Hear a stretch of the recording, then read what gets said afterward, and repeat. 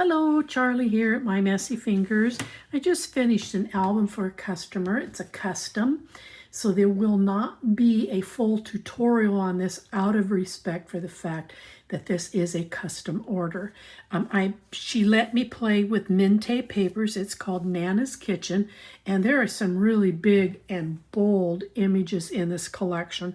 So to kind of do it justice, I did have to kind of cut into it at different layers so that there were different looks throughout the album. This first page, I did cut off the top, but then I took the rest of it and I continued to wrap until I got here in the back. And then I picked up from this floral piece and added this in, and then a couple of hearts off of the ephemera.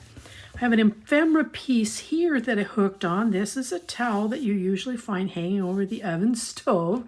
So this has popped up a little bit. A couple more ephemera pieces are the plate, the carton of eggs, the teapot, the vase with some cut out flowers. And then I did cut out of one of the sheets the words Nana's Kitchen so I can put that across the top.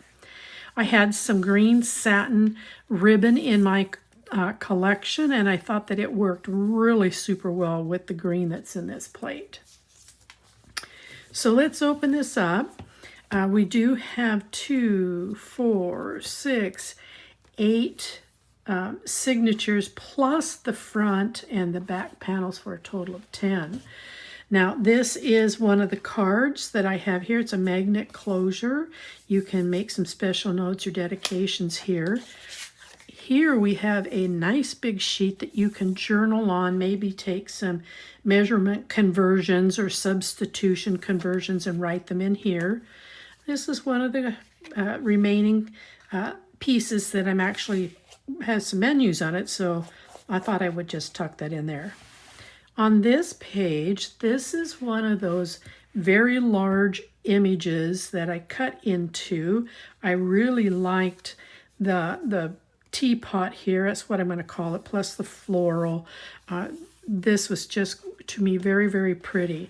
So then when you open it up this way, we have ourselves a window. It's another part of the collection. And then I took from this window and came over here and then accented this piece down here. We've got one of the tags. We have a tuck.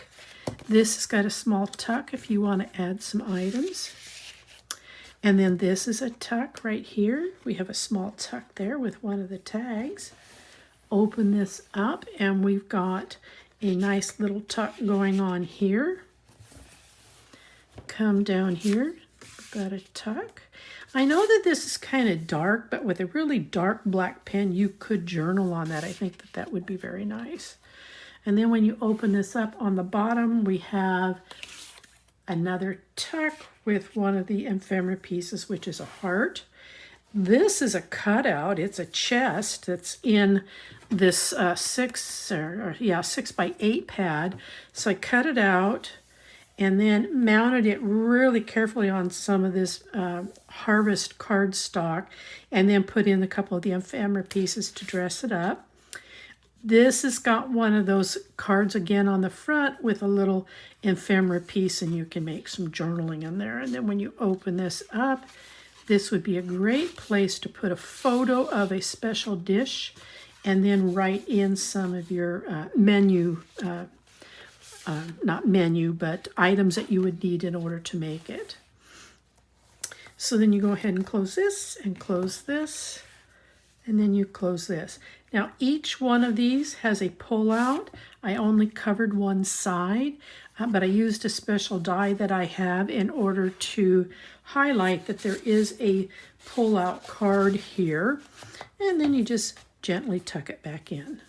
So now we turn this over, and here we've got a couple layers going on. We have a little pocket that's got a, if I can get it out, there we go. It's got a little card, a little tag in it. And then, let's get that in there a little bit better. Oh, I'll put it in a little bit. And then we have here 2 big pockets, and I used one of the ephemera pieces to kind of bring some life to that piece. And then this slides in here, and then we have a nice big long one. And what I did was I took one of the sides of the pieces that was left and I just simply cut it out because there's actually some what do you call instructions for how to make something. And then this just slides all the way down, and then we've got an ephemera piece here. So let me see if I can't do this. There we go, get in there. Over here, we've got a belly band, and the belly band goes all the way down into this pocket. And then I've taken one of the tags and slide it into this pocket right here. Open this up, and we've got a nice little tuck. You can journal here very easily. And then over here, this is going to open up this way. So I took a continuation of this. This is all one piece. And then I matched up with a different sheet of paper that is in the collection. And then it created a tuck down here. Fold this over, and then we've got the reverse side. We've got a little tag here that you can journal on, and then we've got a couple of tucks. Close that back up, close that. And again, here's one of the pullouts, but I'm not going to pull them all out, but they're all covered on one side. On this one, we've got another one of those large images that I just simply cut so that there was a different look to it. And when you open this up here, we've got this beautiful green paper. We've got a tuck. I have one of the cards. And then we've got one of the ephemera flowers, and I created a tuck to help break this up. And then in here, we've got a nice big pocket, light colored enough that you could journal on this. And this is just one of the extra for a large. You can put a photo on here. You could even reduce it and cut it down if you wanted to make 2 smaller photo mats out of it. And then on this side, we have one of the ephemera pieces that's being treated as a tuck. So then you close that up. Oops. Get up there. All right. On this side, again, this is now the top portion of one of the papers, just trying to give a different view to it. But this piece down here is the bottom half. So when you open this up, you're getting the bottom portion of this particular piece of paper. Up here on the top, we've got a nice pocket where I've got one of the folded cards, and then you've got a little tag for making some notes. And then these 2 pieces came out of that 6x8 card. I literally cut them down to fit in here. I wanted these images. I think they would make a great backdrop for photos. But then when you open these 2 flaps up, you've got a nice spot here to put in a photo, and this is a tuck, as well as over here, this is a tuck. And then we've got a nice decent sized pocket right here. So then you can close this back up. Again, here's one of those pullouts.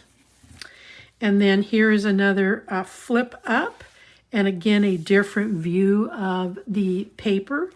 And then when you open this up here, we've got ourselves a big pocket. Here's one of the cards. You can cut this down to make some different photo mats or just leave it. And then we've got this little card here where you can make some notes. And then down here, this is a tuck, and this is a tuck. Open these up, and you've got a great spot here for journaling. And then you've got a couple of tucks on these 2 items as well. Plus, in addition, you've got another nice big pocket here. And then over here, this is going to open this way. So this is one backside of one piece of paper. We've got our tuck. We have an envelope pocket here. And then we've got another tuck here. But this would be a great spot again for journaling or putting in your own handwritten recipes. And then when you open it up this way, this is one portion of the paper. The only thing I cut off was the top, but you can see what I mean by the large images. And then over here we have a pocket, a side pocket tuck. And I've got several cutouts here.